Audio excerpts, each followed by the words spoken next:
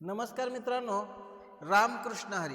आपल्याकडे घरामध्ये तुम्ही सोलर बसवला असेल किंवा शेतामध्ये तुमच्या सोलर असेल तर त्याच्यामध्ये डायरेक्ट सोलर इन्व्हर्टर आपण घेऊन आलेलो आणि त्याचा लाईव्ह डेमो आमच्या स्वतःच्या घरी बसवलेला आहे.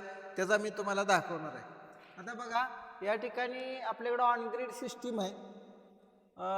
सिलिक कंपनीचा हा ऑनग्रीड इन्व्हर्टर बसवलेला होता आणि वरून येणारं सोलरचं कनेक्शन आपण त्याला दिलं होतं. परंतु एक डेमोसाठी आपण ते सोडवलेलं आहे आणि खाली ह्या इन्व्हर्टरला या ठिकाणी सोलर डायरेक्ट इन्व्हर्टरला हे प्लसला प्लस मायनसला मायनस DC करंट आणून या ठिकाणी solar input DC plus DC minus. आता तुम्ही म्हणताल प्लेटात तुमच्या किती आहेत, तर आमच्या 6 प्लेटा आहेत आणि 3 किलोवॅटची सिस्टीम आहे आमची, 550 वॅटची.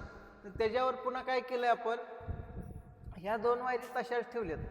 बघा, हे इनपुट आहे, ह्याचा काय संबंध नाही, हे आता कंपनीनं काढून पण टाकलं आहे. आउटपुटला या ठिकाणी प्लसला प्लस मायनसला मायनस 230 व्होल्ट या ठिकाणी AC करंट बाहेर पडण्यासाठी आपण या ठिकाणी हे 2 खालच्याही 2 जाड वायरी या ठिकाणी जोडलेले आहेत.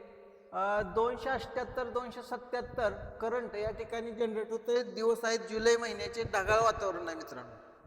त्यानंतर अशीच वायर या ठिकाणी पुढे नेलेली आहे, इथं तुम्हाला दाखवतो.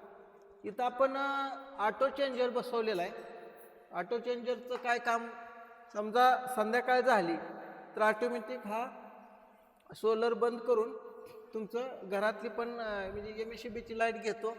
आता आपण काय केलं, ही MCBचं मेन स्विच आहे ते तुम्ही बंद ठेवलेलं आहे. हे तुम्ही चालूही करू शकता.